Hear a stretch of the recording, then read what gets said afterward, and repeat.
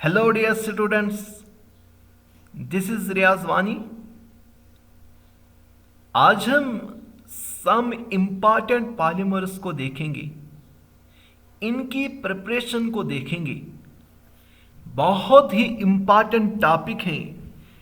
आज का टॉपिक बहुत ही इम्पॉर्टेंट है। हमें सारे पॉलीमर्स नहीं पढ़ने हैं, खाली हमें पॉलीथीन पढ़ना है। एक तो हमें नायलॉन पढ़ना है, एक तो हमें पॉलिएस्टर पढ़ना है और बैकलाइट पढ़ना है और रबर। यही 5 पॉलीमर हमें पढ़ने हैं। लेकिन आपको स्लाइड्स में बहुत सारे पॉलीमर्स मिलेंगे जो आपके लिए इंपॉर्टेंट होंगे आपके आगे जाके नीट में, जेईई में। यहाँ पे polythene, second one polyester, bakelite, nylon और रबर। यही 5 हमारे सिलेबस में। चलो बेटा, इसको हम डिस्कस करते हैं। बहुत इंपॉर्टेंट टॉपिक है।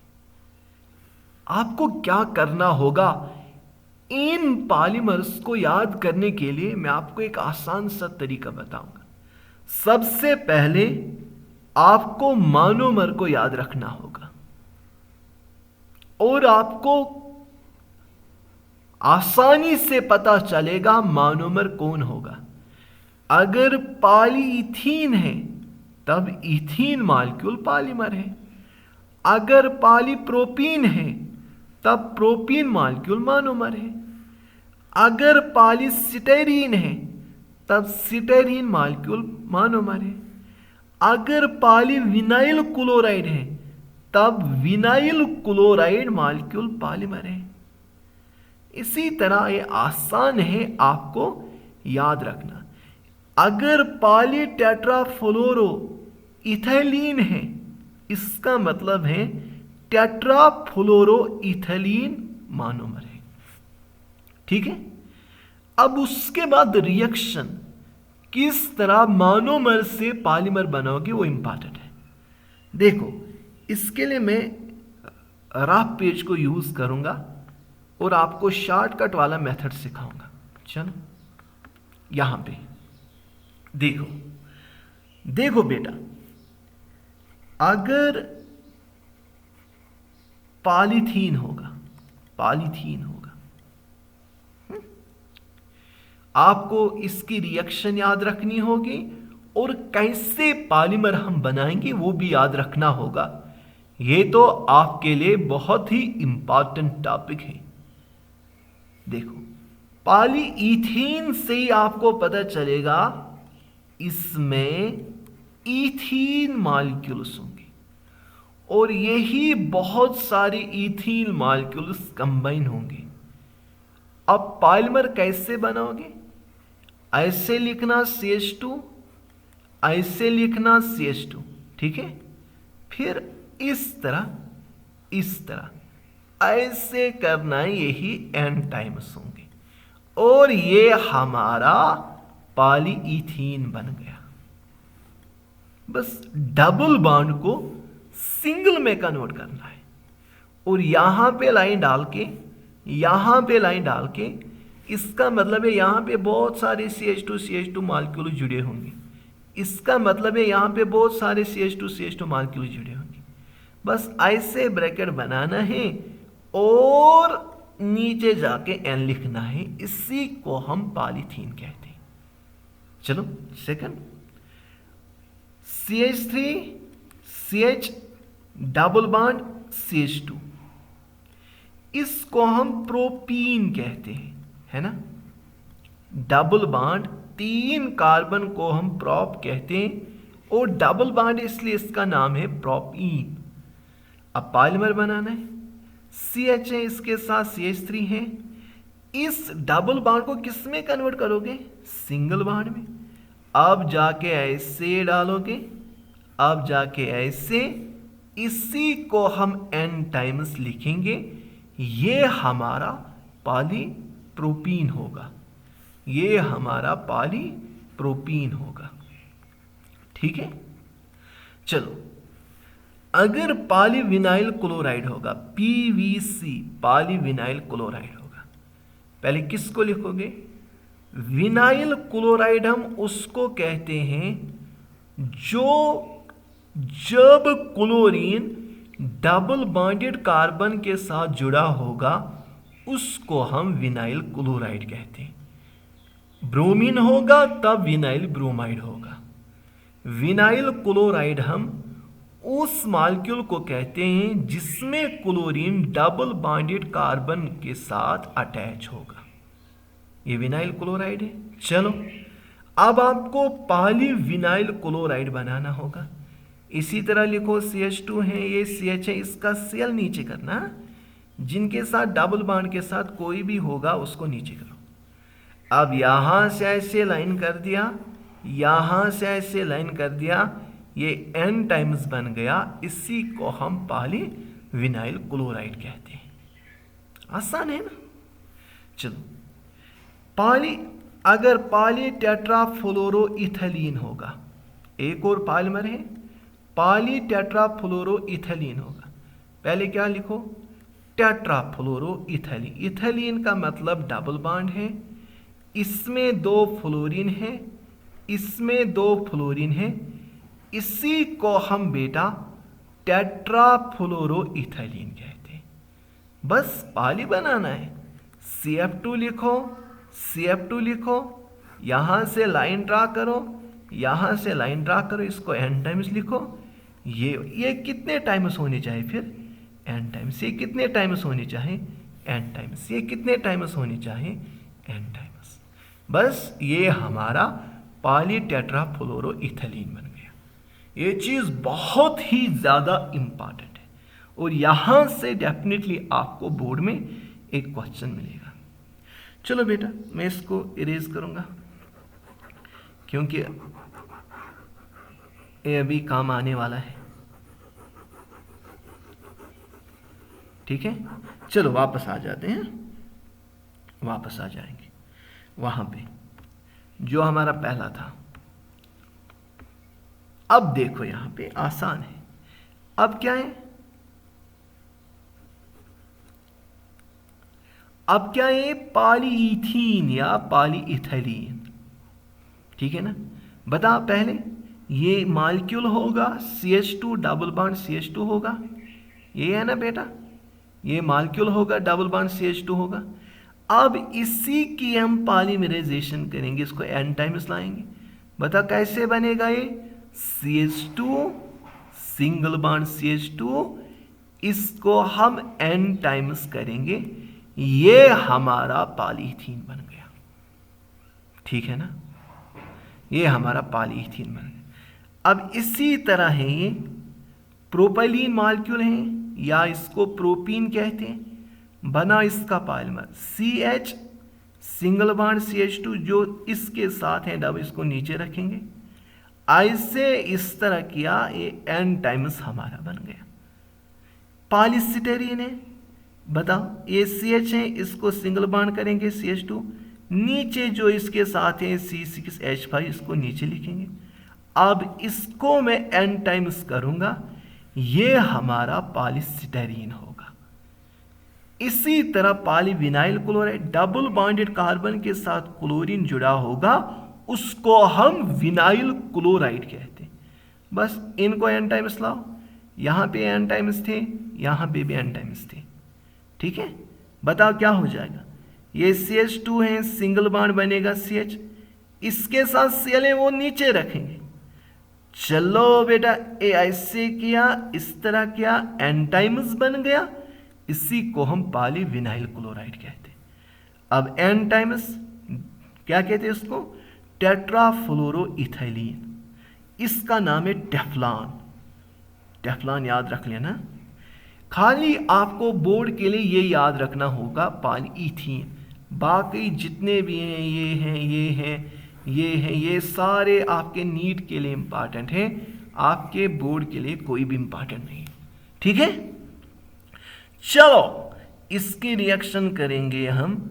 ये CF2 है, यहाँ पे CF2 है, ये N टाइम्स हो गया, इसको हम बेटा टेफ्लॉन कहते हैं, पॉलीटेट्राफ्लोरोइथिलीन कहते हैं। ठीक है, ये इंपॉर्टेंट है। और इस रिएक्शन को किस तरह आप कॉपी के ऊपर नोट करोगे, देखो मैं आपको सिखाऊंगा। हाँ? इसके लिए मैं फिर से रफ के ऊपर जाऊंगा। चलो यहां पे देखो बेटा, आप ऐसे लिखोगे, पहले हेडिंग ऊपर पॉलीईथीन,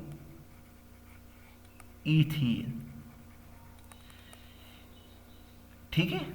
नीचे क्या करोगे, यहां पे इस तरह लिखोगे CH2 डबल बॉन्ड CH2, ये N टाइम्स है, इसकी पॉलीमराइजेशन करेंगे बेटा। यहां पे ऐसे बनेगा CH2 यहां जाके ये इस तरह N टाइम्स, इसी को हम पॉलीथीन कहते हैं, पॉलीथीन कहते हैं। मोनोमर इसमें क्या है, इथीन मॉलिक्यूल्स, इन्हीं की हमने पॉलीमराइजेशन की है और यहां पे पॉलीथीन बन गए। ये जो बेटा पॉलीथीन है, ये दो तरह का होता है।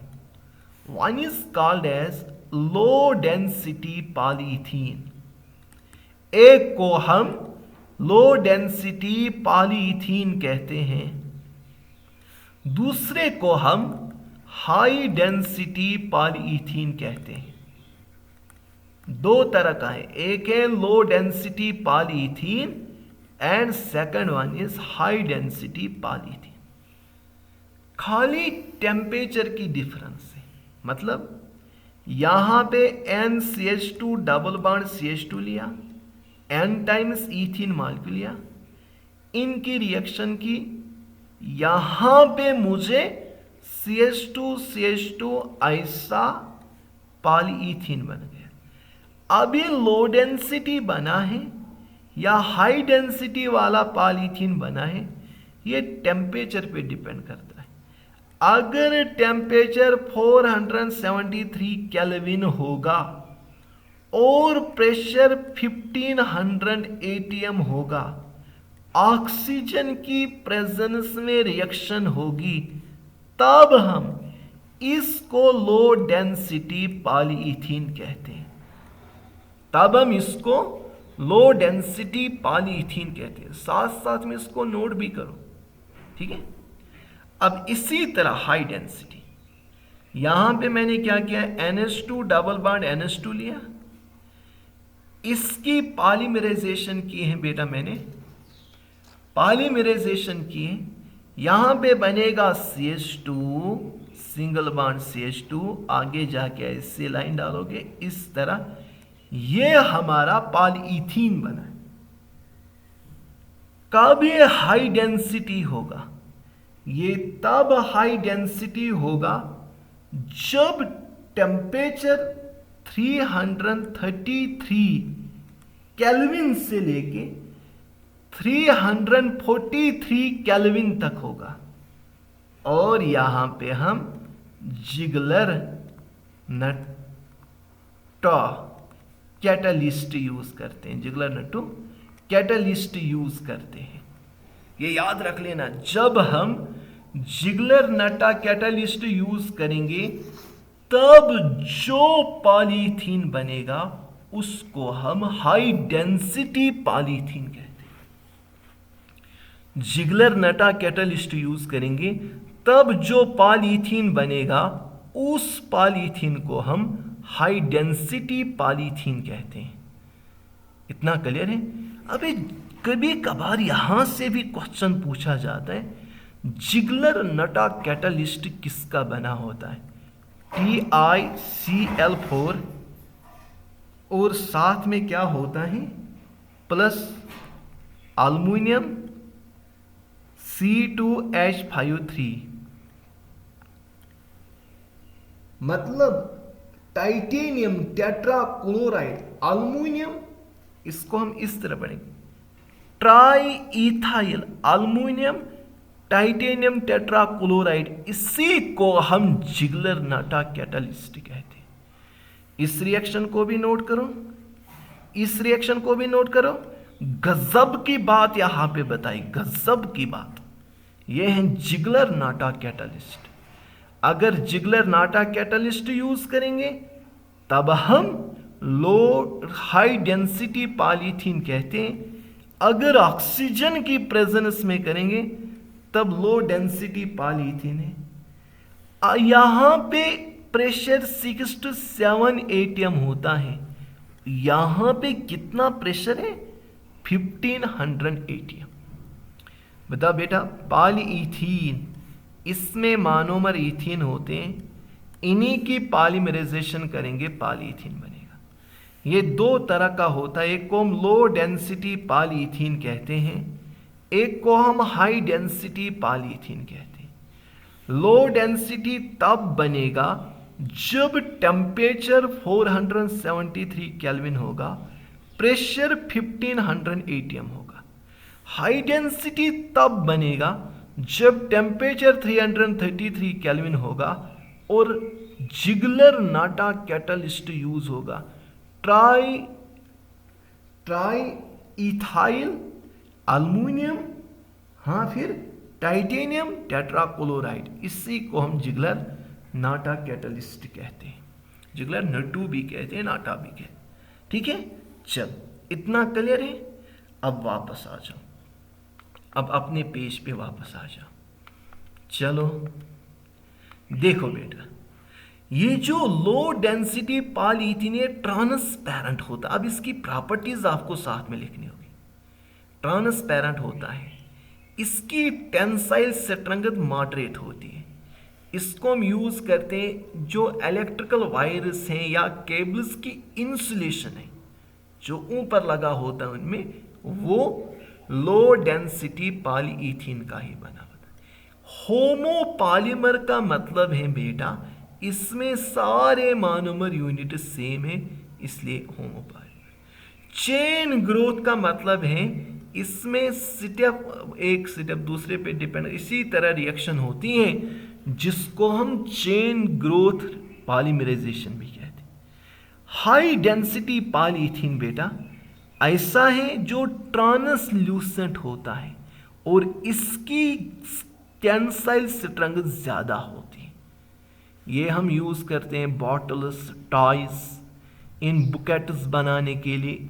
इनमें बुकेट्स बनाने में, बॉटल्स बनाने में, टॉयज बनाने में, पाइप्स बनाने में हम हाई डेंसिटी पॉलीइथीन को यूज करते हैं। ये था हमारा पहला पॉलीमर पॉलीइथीन। अब जो मैंने यहाँ पे बाकी बताया ये आपके लिए एडिशनल इन्फॉर्मेशन, जैसे ये टेफ्लॉन कहाँ पे, याद रख लेना, गैस कट्स में। गैस कट्स जो है उनको बनाने में टेफ्लॉन यूज होता है। या स्विच होते हैं ना, स्विच जो उसके ऊपर कवरिंग होती है वो भी टेफ्लॉन की होती है। इसी तरह इसको आगे जाके ये खाली आप याद रखोगे किन के लिए, नीट और जेई के लिए।